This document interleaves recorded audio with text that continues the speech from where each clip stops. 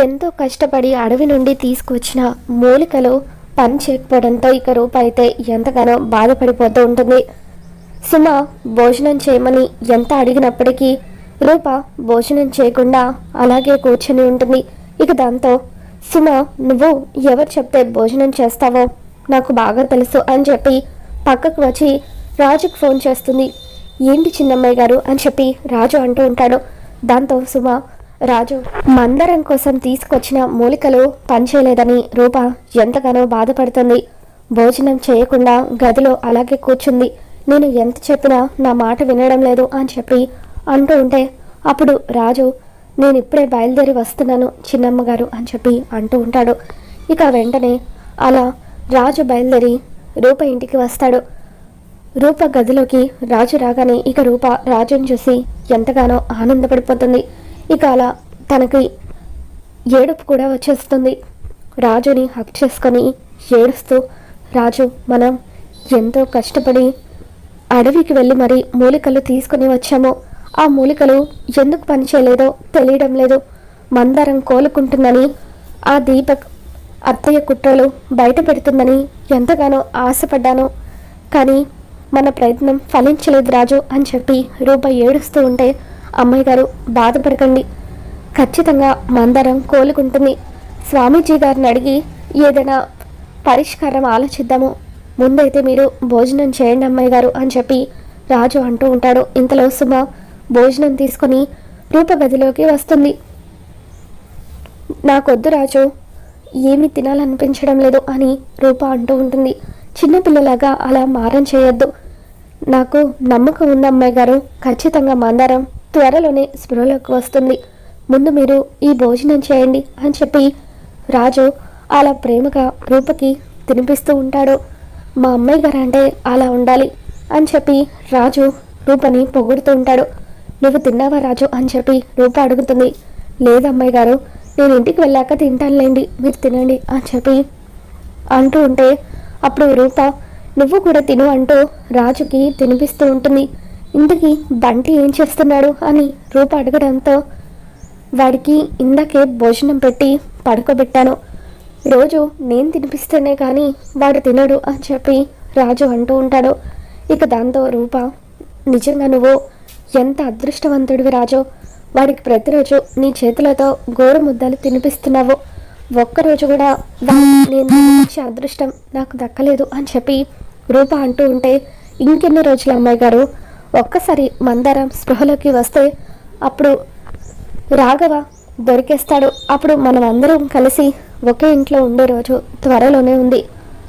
ప్రతిరోజు కూడా మీ చేతులతో బంటికి నాకు ప్రేమగా మీరు గోరు ముద్దలు తినిపించవచ్చు అని రాజు అంటూ ఉంటాడు. ఇక సుమ వాళ్ళిద్దరిని చూసి చాలా ఆనందపడిపోతూ ఉంటుంది. అమ్మయ్య, రూప భోజనం చేస్తుందో లేదో అని అనుకున్నాను, మొత్తానికి నువ్వు వచ్చావు, రూప చేత తినిపిస్తున్నావు, అది చాలు నాకు అనుకొని సుమ అక్కడి నుండి వచ్చేస్తుంది. అలా మెట్లు దిగుతూ సుమ ఆనందంతో కిందికి వస్తూ ఉంటే అప్పుడు దీపక్కి విజయాంబికకి అనుమానం మొదలవుతుంది. ఇదేంటి, ఇందాక అంత సీరియస్గా ఉన్న సుమ ఇలా నవ్వుతూ మెట్లు దిగుతూ కిందికి వస్తుంది ఏంటి అంటే ఖచ్చితంగా రూప గదిలో ఏదో జరుగుతుంది. కొంపదీసి ఆ రాజుగాడు కానీ ఏమైనా వచ్చుంటాడా, వెళ్ళి చూద్దాం అనుకుని ఇద్దరు కూడా రూప గది దగ్గరున్న కిటికీ దగ్గరికి వచ్చి నిలబడి తొంగి చూస్తూ ఉంటారు. వాళ్ళు అలా తొంగి చూసేసరికి రాజు రూపకి భోజనం తినిపించడం కనిపిస్తుంది. అంటే ఈ రాజుగాడు దొంగతనంగా రూప గదిలోకి చొరబడ్డాడనమాట. ఇప్పుడు వీళ్ళిద్దరిని రెడ్ హ్యాండెడ్గా తమ్ముడికి పట్టించాలి అనుకుని విజయాంబిక పదరా వెళ్ళి తమ్ముడికి చెప్దాం అనుకుని సూర్యప్రతాప్ దగ్గరికి వచ్చి, తమ్ముడు రూప గదిలోకి దొంగతనంగా ఆ రాజుగాడు చొరబడ్డాడు, రూపకి భోజనం తినిపిస్తున్నాడు అని చెప్పి అంటూ ఉంటే అప్పుడు సూర్యప్రతాప్, నువ్వు చెప్పేది నిజమా అక్క అని చెప్పి రూప గదిలోకి పరిగెత్తుకుంటూ వస్తాడు. ఇక బయట నుండి తలుపు కొడుతూ అమ్మ రూప అని చెప్పి సూర్యప్రతాప్ పిలుస్తూ ఉంటాడు. ఇక అలా విజయాంబిక, దీపక్ వీళ్ళంతా కూడా ఎంతసేపు రూప డోర్ తీయి అని చెప్పి డోర్ కొడుతూ ఉంటే రూప ఎంతగానో కంగారు పడుతూ ఉంటుంది. నువ్వు వెళ్ళు రాజు, మళ్ళీ నాన్న వాళ్ళు చూస్తే ప్రమాదం అని చెప్పి రూప అనడంతో ఇక రాజు నెమ్మదిగా అక్కడున్న కిటికీలో నుండి బయటికి వెళ్ళిపోతాడు. రాజు అక్కడి నుండి వెళ్ళిపోగానే రూప డోర్ తీస్తుంది. ఏంటి నాన్న, ఏమైంది అని చెప్పి రూప అడుగుతూ ఉంటే, నీ గదిలోకి రాజుగాడు వచ్చాడని అత్తయ్య చెప్తుంది. నిజమా అని సూర్యప్రతాప్ అంటూ ఉంటే, ఏంటి నాన్న, రాజు నా గదిలోకి రావడం ఏంటి, ఏం మాట్లాడుతున్నారు మీరు, అత్తయ్య ఎప్పుడు నన్ను ఇరికించాలని చూస్తుంది అని చెప్పి రూప అంటూ ఉంటుంది. లేదు తమ్ముడు, మేము మా కళ్ళతో చూసాము అని చెప్పి విజయాంబిక ఆ గదంతా కూడా వెతుకుతూ ఉంటుంది. మంచం కింద, కర్టెన్స్ వెనుక, ఇలా అన్ని చోట్ల వెతుకుతూ ఉంటే, నాన్న నీ మాట కాదని నేను రాజును కలుస్తానని నువ్వు అలా ఇలా అనుకున్నావు నాన్న, అత్తయ్య వాళ్ళు చెప్పినంత మాత్రాన నువ్వు వాళ్ళ మాటలు ఎలా నమ్మావు అని చెప్పి రూప అంటూ ఉంటుంది. దాంతో సూర్యప్రతాప్, ఏంటక్క, ఎందుకు మీరు రూపని ప్రతిసారి కూడా ఇలా అనుమానిస్తున్నారు, రాజుగారు గదిలోకి వస్తే కనిపించాలి కదా, మరి ఎక్కడ అని చెప్పి సూర్యప్రతాప్ మండిపడుతూ ఉంటాడు. అది కాదు తమ్ముడు, ఇందాక మేము రాజుని ఈ గదిలోనే చూసాము, కానీ ఎక్కడికి వెళ్ళిపోయాడో తెలియడం లేదు, మనం వస్తున్నామని తెలిసి వాడు పారిపోయి ఉంటాడు అని విజయాంబిక అంటూ ఉంటుంది. అమ్మ రూప, అత్తయ్య మాటలు మనసులో పెట్టుకోకు, త్వరగా భోజనం చేసి పడుకో అని చెప్పి సూర్యప్రతాప్ అక్కడి నుండి వెళ్ళిపోతాడు. ఆ తర్వాత రోజు ఉదయాన్నే స్వామీజీ రూపని, సూర్యప్రతాప్ని, విజయాంబిక వాళ్ళని గుడిలో కలుస్తారు. సూర్యప్రతాప్తో స్వామీజీ, బావగారు ఈరోజు సాయంత్రం ఈ గుడిలో హోమం జరిపించాలని అనుకుంటున్నాను, మందారం ఖచ్చితంగా ఈ హోమం పూర్తయిన తర్వాత కోలుకుంటుంది, ఆ హోమం దిగ్విజయంగా పూర్తవ్వాలంటే మన రూప నాట్యం చేయాలి, అమ్మ రూప నువ్వు నీ నాట్యంతో ఆ పరమశివుణ్ణి పులకరింపజేయాలి, నాట్యం ఆపకుండా ఆ అఖండ జ్యోతిని వెలిగించాలి, ఆ పరమశివుని అనుగ్రహంతో ఖచ్చితంగా మందరం కళ్ళు తెరుస్తుంది అని చెప్పి స్వామీజీ చెప్పడంతో, అలాగే మావయ్య తప్పకుండా చేస్తాను అని రూప అంటూ ఉంటుంది. ఇక ఇంటికి వెళ్ళిన తర్వాత రూప రాజుకి ఫోన్ చేస్తుంది. రాజు, ఈరోజు శివాలయంలో మందారం కోసం మావయ్య హోమాన్ని జరిపిస్తున్నారు, నేను నాట్యం కూడా చేస్తున్నాను, నాట్యాన్ని ఆపకుండా జ్యోతి వెలిగిస్తే ఖచ్చితంగా మందారంలో మార్పు వస్తుందని మావయ్య చెప్పారు అని అంటూ ఉంటే, అలాగే అమ్మాయి గారు నేను కూడా గుడికి వస్తాను అని చెప్పి రాజు అంటాడు. ఇక ఆ రోజు సాయంత్రం పూజకి అన్ని ఏర్పాట్లు కూడా పూర్తవుతాయి. రూప నాట్యం చేయడం కోసం అని చెప్పి రెడీ అవుతూ ఉంటుంది. ఇక విజయాంబిక, దీపక్ వాళ్ళు రూప మీద కుట్ర చేస్తూ ఉంటారు. ఎట్టి పరిస్థితుల్లోనూ ఆ హోమం సవ్యంగా జరగకూడదు, రూప జ్యోతిని వెలిగించకూడదు, అలా జరగకుండా ఉండాలంటే రూప మధ్యలోనే నాట్యాన్ని ఆపేసేలాగా చేయాలి అని చెప్పి ఇక జీవన్తో మాట్లాడతారు.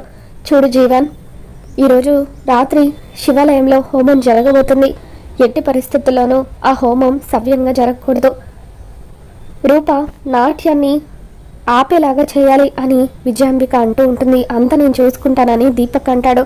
ఇక ఆ తర్వాత దీపక్ తన మనుషులు అఘోరా వేషాల్లో గుడిలో అడుగు పెడతారు. విజయాంబిక దీపక్తో, ఒకవేళ ఆ మందరాన్ని రాజు రూపలను ఎవరిని చంపడానికి కుదరకపోతే నా తమ్ముడిని కూడా చంపేయండి, ప్రాబ్లం లేదు అని చెప్పి విజయాంబిక అంటుంది. సరే అని చెప్పి ఇక జీవన్ తన మనుషులతో గుడిలో ఎంటర్ అయిన తర్వాత రూప నాట్యం మొదలు పెడుతుంది. కొంతమంది రూప నాట్యం చేసే దారిలో పూలు జల్లుతూ ఉంటారు. జీవన్ తన మనుషులు మారు వేషాల్లో గుడిలో అడుగు పెట్టిన తర్వాత పూలతో పాటు గాజు ముక్కలు కూడా రూప నాట్యం చేసే దారిలో జల్లుతారు. దాంతో రూప కాళ్ళకు గాజు ముక్కలు గుచ్చుకొని రక్తం కారుతూ ఉంటుంది. ఇక అయినప్పటికీ రూప నాట్యం ఆపకుండా అలా నాట్యం చేస్తూ అఖండ జ్యోతిని వెలిగిస్తుంది.